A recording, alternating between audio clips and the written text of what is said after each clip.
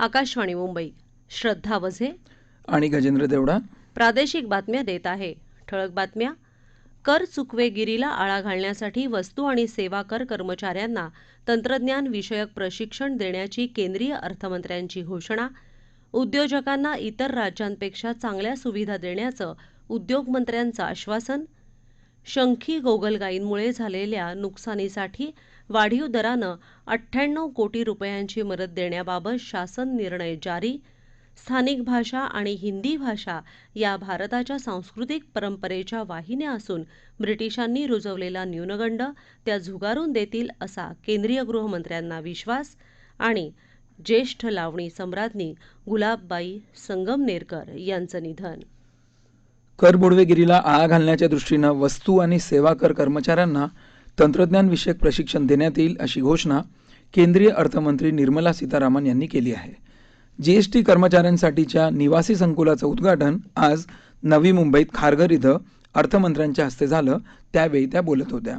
करवसुली यंत्रणेतले कच्चे दुवे आणि पळवाटा ओळखून त्यांना पायबंद घालण्यासाठी तंत्रज्ञानाचा वापर करण्याचं प्रशिक्षण अधिकाऱ्यांना दिलं जाईल. त्यात कृत्रिम बुद्धिमत्तेवर भर दिला जाईल असं त्या म्हणाल्या. बॉयलर पार्क करण्यासाठी MIDC सहकार्य करेल. तसंच बॉयलरची इंडस्ट्री मोठी करण्यासाठी शासनामार्फत हमी देत असल्याचं आश्वासन उद्योगमंत्री उदय सामंत यांनी दिलं आहे. ते आज नवी मुंबईत बॉयलर इंडिया 2022 प्रदर्शनाचं उद्घाटन करताना बोलत होते. राज्यात अनेक प्रकल्प आणायचे आहेत. राज्यातल्या उद्योजकांना ज्या सुविधा पाहिजेत त्या देण्याचा आमचा प्रयत्न राहणार आहे. इतर राज्यांपेक्षा चांगल्या सुविधा देऊ शकतो असं ते म्हणाले. वेदांत प्रकल्प राज्याबाहेर गेल्यानंतर प्रधानमंत्री नरेंद्र मोदी यांनी याबाबत मुख्यमंत्री एकनाथ शिंदे आणि उपमुख्यमंत्री देवेंद्र फडणवीस यांच्याशी संवाद साधला आणि येत्या काळात यापेक्षा मोठा प्रकल्प महाराष्ट्राला देईन असा विश्वास दिला आहे असं सामंत यांनी सांगितलं. उद्योगांना आमच्यापर्यंत पोहोचवण्यासाठी मध्यस्थीची गरज नाही असं ते म्हणाले. कामगार विभागाच्या अधीनस्थ असलेल्या बाष्पके संचालनालयानं 14 ते 16 सप्टेंबर या कालावधीत हे बॉयलर इंडिया प्रदर्शन, कार्यशाळा आणि चर्चासत्र वाशी इथल्या सिडको प्रदर्शन केंद्रात आयोजित केलं आहे. चालू हंगामामध्ये लातूर, उस्मानाबाद आणि बीड या 3 जिल्ह्यांमध्ये शंखी गोगलगायीमुळे शेतीचं अतोनात नुकसान झाल्यानं शासनानं तातडीनं उपाययोजना करत 98 कोटी 58 लाख रुपयांची मदत मंजूर केली आहे. त्याबाबतचा GR अर्थात शासन निर्णय जारी करण्यात आला आहे. त्यानुसार विभागीय आयुक्तांना आदेश देण्यात आले आहेत. शेतकऱ्यांना मदत देण्यासंदर्भातला NDRFच्या निकषांमध्ये बदल करून दुप्पट दरानं मदत करण्याचा निर्णय राज्य शासनानं घेतला होता. याच निर्णयाच्या अनुषंगानं गोगलगायींमुळे झालेल्या नुकसानीसंदर्भात वाढीव दर निर्धारित केले आहेत. 3 जिल्ह्यांमधील सुमारे 1,18,996 शेतकऱ्यांना या योजनेतून मदत मिळणार आहे. गोगलगायींमुळे एकूण 72,491 हेक्टर क्षेत्र बाधित झालं आहे. मदत वाटपात संपूर्ण पारदर्शकता बाळगण्यासाठी पंचनामे केल्यानंतर लाभार्थी निश्चित करण्याचे आणि लाभार्थ्यांना थेट ऑनलाईन पद्धतीनं मदत हस्तांतरित करण्याबाबत आदेश दिले आहेत. 3 हेक्टरपर्यंतही ही नुकसान भरपाई मिळणार आहे. लोकशाहीर अण्णाभाऊ साठे यांनी आपल्या आयुष्यात इतकं मोठं संस्थात्मक काम केलं, त्यामुळे ते केवळ एक व्यक्ती नव्हे तर विद्यापीठ होते, असे गौरवोद्गार उपमुख्यमंत्री देवेंद्र फडणवीस यांनी आज काढले. रशियात मॉस्को इथं आज सकाळी Margarita Rudomino all Russia state library for foreign लिटरेचरच्या आवारात लोकशाहीर साहित्यरत्न अण्णाभाऊ साठे यांच्या पुतळ्याचं लोकार्पण करण्यात आलं. त्यावेळी ते बोलत होते. महाराष्ट्र विधानसभेचे अध्यक्ष ॲडव्होकेट राहुल नार्वेकर, भारतीय सांस्कृतिक संबंध परिषदेचे अध्यक्ष डॉक्टर विनय सहस्त्रबुद्धे, आमदार सुनील कांबळे या कार्यक्रमाला उपस्थित होते. महाराष्ट्रासाठी, मराठी अस्मितेसाठी आजचा क्षण अतिशय गौरवाचा, अभिमानाचा आहे. वंचितांचा, श्रमिकांचा आवाज आज रशियात बुलंद झाला, असंही फडणवीस यावेळी म्हणाले. आज हिंदी दिवस आहे. पुढच्या 15 दिवसात हिंदी भाषेला प्रोत्साहन देण्यासाठी देशभरातल्या वेगवेगळ्या कार्यालयात विविध कार्यक्रमांचं आयोजन करण्यात आलं आहे. प्रधानमंत्री नरेंद्र मोदी यांनी देशवासियांना हिंदी दिवसानिमित्त शुभेच्छा दिल्या आहेत. हिंदीनं भारताला जगात सन्मान मिळवून दिला असं म्हणताना त्यांनी हिंदी भाषेसाठी काम करणाऱ्यांचं आपल्या ट्विटच्या माध्यमातून अभिनंदन केलं. गृहमंत्री अमित शाह यांनीही हिंदी दिवसाच्या शुभेच्छा दिल्या आहेत. हिंदी देशाला एका सूत्रात बांधते असं ते म्हणाले. मोदी सरकार हिंदीसहित सर्व प्रादेशिक भाषांच्या समांतर विकासासाठी प्रतिबद्ध आहे असंही त्यांनी सांगितलं. स्थानिक भाषा आणि हिंदी भाषा भारताच्या सांस्कृतिक परंपरेच्या वाहिन्या असल्याचं केंद्रीय गृहमंत्री अमित शाह यांनी म्हटलं आहे. गुजरातमध्ये सुरत इथं हिंदी दिनानिमित्त आयोजित अखिल भारतीय राजभाषा संमेलनात आज ते बोलत होते. ब्रिटिशांनी रुजवलेला न्यूनगंड अधिकृत भाषा आणि स्थानिक भाषा झुगारून देईल असा विश्वास त्यांनी व्यक्त केला. कल्याण लोकसभा मतदारसंघाच्या दौऱ्यात गेल्या 3 दिवसात एकूण 21 कार्यक्रम घेतले असून भाजप संघटन मजबूत करण्याचा प्रयत्न केल्याचं केंद्रीय माहिती प्रसारण मंत्री अनुराग ठाकूर यांनी म्हटलं आहे. ते आज उल्हासनगर इथं वार्ताहर परिषदेत बोलत होते. ठाकूर कल्याण लोकसभा क्षेत्रात 3 दिवसाच्या दौऱ्यावर असून या दौऱ्यात त्यांनी परिसरातले व्यापारी, कारखानदार, महिला, खेळाडू, कला क्षेत्रातले मान्यवर, संघटनेचे पदाधिकारी यांच्यासोबत चर्चा केल्याचं त्यांनी सांगितलं. पुणे महानगरपालिकेच्या वतीनं मिळकत करामध्ये दिली जाणारी 40% सवलत पुन्हा लागू करावी या मागणीसंदर्भात मुख्यमंत्री एकनाथ शिंदे यांच्याकडे लवकर याबाबत बैठक घेऊन यावर सकारात्मक निर्णय घेण्यात येईल असं आश्वासन उच्च आणि तंत्रशिक्षण मंत्री चंद्रकांत पाटील यांनी दिलं. ते आज मंत्रालयात याबाबत आयोजित बैठकीत बोलत होते. याबाबत तातडीनं मुख्यमंत्र्यांकडे बैठक लावली जाईल. तोपर्यंत महानगरपालिकेनं नागरिकांकडून घेतली जाणारी ही फरकाची रक्कम वसूल करू नये अशा सूचना त्यांनी यावेळी दिल्या. कांद्यावरचं निर्यात शुल्क कमी करण्याचा प्रस्ताव तातडीनं केंद्राकडे पाठवून तो मंजूर करून घेण्याची आग्रही मागणी विधानसभेचे विरोधी पक्षनेते अजित पवार यांनी राज्य सरकारकडे केली आहे. या संदर्भात त्यांनी मुख्यमंत्र्यांना एक पत्र पाठवलं आहे. निर्यात शुल्काचा दर जास्त असल्यामुळे कांद्याच्या निर्यातीला मर्यादा येत आहेत. त्यामुळे गेल्या वर्षी 68% असणारी कांद्याची निर्यात यावर्षी अवघी 8% आली आहे.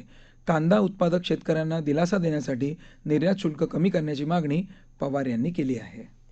या प्रादेशिक बातम्या आकाशवाणीच्या मुंबई केंद्रावरून देत आहोत. कोरोना विरुद्धचा लढा बळकट करूया. चला पुढाकारानं घ्या खबरदारीसाठी लसमात्रा. स्वातंत्र्याच्या अमृत महोत्सवानिमित्त 15 जुलैपासून 75 दिवस सर्व लसीकरण केंद्रांवर अगदी विनामूल्य खबरदारीची लसमात्रा.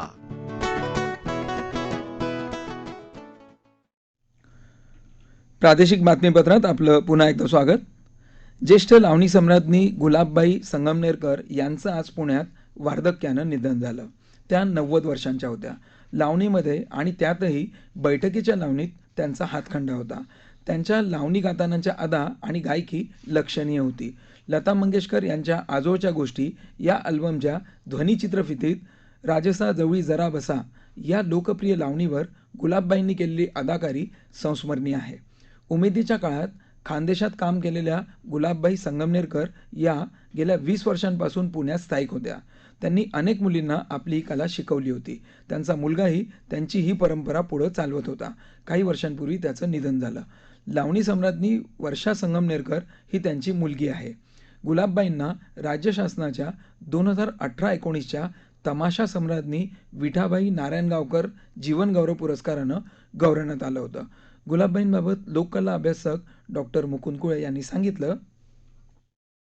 ज्येष्ठ लावणी कलावंत गुलाबबाई संगमनेरकर त्यांच्या निधनाने बैठकीच्या लावणीतील एक मोठी परंपरा खंडित झालेली आहे. बैठकीच्या लावणीतलं चालतं बोलतं विद्यापीठ म्हणता येईल अशा या गुलाबबाई संगमनेरकर होत्या. 35 वर्ष त्यांनी एखाद्या अनभिषिक्त सम्राज्ञीसारखं राज्य केलं. बैठकीच्या लावण्या म्हटल्या की त्या किती आदबशीरपणे म्हणायला पाहिजेत. आपल्या अभिनयाने ते सगळं कलेच्या पातळीवरती कसं पोचवायचं याचं भान गुलाबबाईंनी कायम बाळगलं. त्यांची खूप इच्छा होती की आपल्याकडे नवीन पिढीतले ज्या लावणी कलावंत आहेत त्यांनी यावं आणि आपल्याकडनं बैठकीच्या लावणीची अदा आणि चेहऱ्यावरचा अभिनय शिकावं. तर बैठकीच्या लावणीतला टवटवीत गुलाब आज हरपला आहे आणि हे आपल्या लोकपरंपरेचं किंवा लोककलेचं लावणी लोककलेचं हे मोठं नुकसान झालेलं आहे.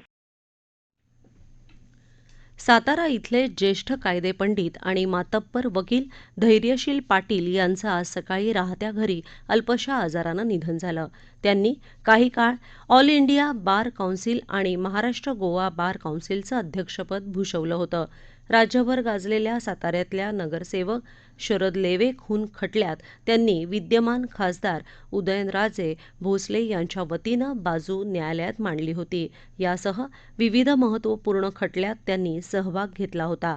ते साताऱ्याचे माजी आमदार कॉम्रेड व्ही.एन. पाटील यांचे चिरंजीव होत. डाव्या विचारसरणीची जोपासना करणारे डी.व्ही. उर्फ दादा यांनी शेवटपर्यंत कामगार हितासाठी लढा दिला होता. सातारा इथल्या छत्रपती घराण्यातील श्रीमंत छत्रपती शिवाजीराजे भोसले यांच्या पार्थिवावर आज दुपारी 4च्या सुमारास माहुली इथल्या राजघराण्याच्या स्मशानभूमीत राजघराण्यातील प्रथा परंपरेनुसार अंत्यसंस्कार करण्यात आले. त्यांच्या अंत्यविधीसाठी संभाजीराजे छत्रपती यांच्यासह राज्यभरातल्या राजघराण्यासह सरदार घराण्यातील सदस्य तसेच जिल्ह्यातील लोकप्रतिनिधी उपस्थित होते. रात्री त्यांचे पार्थिव पुणे येथून सातारा येथील अदालतवाडा येथे आणण्यात आले. यावेळी येथे हजारो सातारकर उपस्थित होते. शासनाच्या वतीने बुधवारी सकाळी राज्य उत्पादन शुल्क मंत्री शंभूराज देसाई यांनी शिवाजीराजे यांना पुष्पचक्र अर्पण करून श्रद्धांजली वाहिली. रिपब्लिकन पक्षाच्या प्रदेश मातंग समाज आघाडीचे अध्यक्ष हनुमंत साठे यांचं काल पुण्यात मेंदूच्या विकारानं निधन झालं. ते 59 वर्षांचे होते. गेले काही दिवस ते रुग्णालयात हृदयविकारावर उपचार घेत होते. पुण्यात धनकवडी इथल्या स्मशानभूमीत त्यांच्या पार्थिवावर आज अंत्यसंस्कार करण्यात आले. रिपब्लिकन पक्षाचे अध्यक्ष आणि केंद्रीय राज्यमंत्री रामदास आठवले यावेळी उपस्थित होते. साठे यांच्या निधनामुळे रिपब्लिकन पक्षाची, आंबेडकरी चळवळीची आणि मातंग समाजाची मोठी हानी झाली आहे, अशा शब्दात त्यांनी शोकभावना व्यक्त केली. माजी मंत्री आणि प्रहार जनशक्ती पक्षाचे आमदार बच्चू कडू यांना गिरगाव महानगर दंडाधिकारी न्यायालयानं 14 दिवसांची न्यायालयीन कोठडी दिली आहे. राजकीय आंदोलनादरम्यान मंत्रालयात अधिकाऱ्यांशी हुज्जत घालण्याप्रकरणी त्यांच्यावर गुन्हा दाखल आहे. या प्रकरणी आज बच्चू कडू गिरगाव न्यायालयात हजर झाले. त्यांना 14 दिवसांची न्यायालयीन कोठडी सुनावली गेली. मरीन लाईन पोलिसांनी बच्चू कडू यांना ताब्यात घेतलं असून वैद्यकीय चाचणीसाठी त्यांना जे रुग्णालयामध्ये नेलं जाणार आहे. आकाशवाणी मुंबईच्या प्रादेशिक वृत्त विभागातर्फे हंगामी स्वरूपाच्या विविध पदांसाठी अर्ज मागवण्यात आले आहेत. वृत्तनिवेदक तथा भाषांतरकार, वार्ताहर, वृत्तसंपादक तथा वार्ताहर, प्रसारण सहाय्यक आणि वेब सहाय्यक या पदांसाठी पात्र उमेदवारांना अर्ज करता येतील. सविस्तर जाहिरात, अर्जाचा नमुना, नियम आणि अधिक माहिती प्रसारभारती.gov.in PB वेकन्सीज या संकेतस्थळावर रिजनल न्यूज युनिट मुंबई करता असलेली जाहिरात पाहता येईल. प्रवेश शुल्कासह पूर्ण भरलेला अर्ज सहसंचालक, प्रादेशिक वृत्त विभाग, 5वा मजला, नवीन प्रसारण भवन, मंत्रालयाच्या पाठीमागे, आकाशवाणी मुंबई 400020 या पत्त्यावर 20 सप्टेंबर 2022 पर्यंत पाठवावा. गेल्या 24 तासात मध्य महाराष्ट्र आणि विदर्भात काही ठिकाणी मुसळधार तर तुरळक ठिकाणी जोरदार पाऊस पडला. कोकण आणि विदर्भातही तुरळक ठिकाणी मुसळधार पाऊस पडला. मराठवाड्यात काही ठिकाणी पावसानं हजेरी लावली. येत्या 2 दिवसात कोकण आणि मध्य महाराष्ट्रात बहुतांश ठिकाणी तर मराठवाडा आणि विदर्भात काही ठिकाणी पाऊस पडण्याची शक्यता पुणे वेधशाळेने व्यक्त केली आहे. हवामान विभागानं पालघर, ठाणे, रायगड, नाशिक आणि पुणे जिल्ह्यासाठी ऑरेंज अलर्ट दिला आहे. ठळक बातम्या पुन्हा एकदा. कर चुकवेगिरीला आळा घालण्यासाठी वस्तू आणि सेवा कर कर्मचाऱ्यांना तंत्रज्ञान विषयक प्रशिक्षण देण्याची केंद्रीय अर्थमंत्र्यांची घोषणा. उद्योजकांना इतर राज्यांपेक्षा चांगल्या सुविधा देण्याचं उद्योगमंत्र्यांचं आश्वासन. शंखी गोगलगायींमुळे झालेल्या नुकसानीसाठी वाढीव दरानं 98 कोटी रुपयांची मदत देण्याबाबत शासन निर्णय जारी.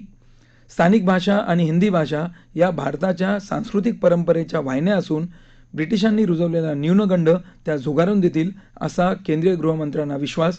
आणि ज्येष्ठ लावणी सम्राज्ञी गुलाबबाई संगमनेरकर यांचं निधन. आकाशवाणीच्या बातम्यांसह जगभरातल्या बातम्या तुम्ही ट्विटरवर AIR_News_Mumbai या हँडलवरही दिवसभर पाहू शकता. याबरोबरच आकाशवाणी मुंबई केंद्रावरचं हे प्रादेशिक बातमीपत्र संपलं. नमस्कार.